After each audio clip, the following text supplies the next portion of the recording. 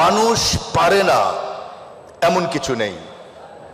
মানুষের জন্যই বলা হয় মানুষ স্বপ্নের সমান বড়। মানুষ কখনো কখনো স্বপ্নের চাইতেও বড়। সেই স্বপ্নকে যদি তোমাকে ধরতে হয়, সেই স্বপ্ন দেখতে হবে।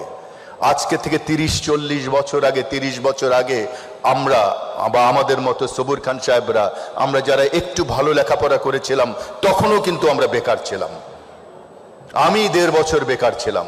আমি খুঁজে খুঁজে বেরিয়েছি যে কি করব, একবার বিজনেস করি, একবার কাজ করি, 1 বছরের জন্য চাকরি করি। সেই নিশ্চয়তা অনিশ্চয়তা তখন যদি থাকে, এখনো আছে। এবং এখন তোমাদের কম্পিটিশন কিন্তু ঢাকার অন্য কোনো ইউনিভার্সিটি নয়।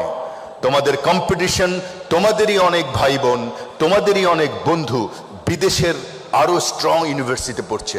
কেউ প্রিন্সটনে পড়ছে, কেউ MIT-তে পড়ছে, কেউ ক্যালটেকে পড়ছে, কেউ কর্নেলে পড়ছে। তাই বলে কি হারিয়ে যাব আমরা? আমরা কি কম্পিটিশন করে, সবুজ সাহেব কি কম্পিটিশন করে আজকে এত বড় দুনিয়া তৈরি করেননি?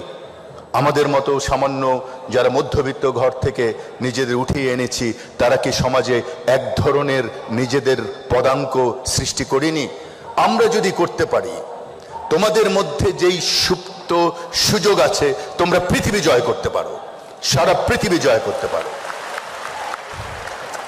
আমি আস্তে আস্তে দেখছিলাম যে সব খুব গল্প করছে, সবাই, all young people R here.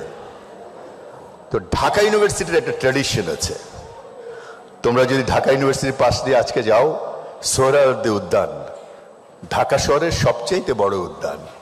ও বোধহয় গল্পটা শুনেছে। তো এখানে দেখবে দূর থেকে যদি একটা দূরবীন নাও বা কাছে দিয়ে হাঁটে যাও, একটি ছেলে একটি মেয়ে বসে শুধু ওই হাসে, এবং দেখবে দুজনেরই ঠোঁট একই রকম নড়ে। তো ওরা কি বলে? একজন বলে আমি তোমাকে ভালোবাসি, মেয়েটা বলে আমি আরো ভালোবাসি।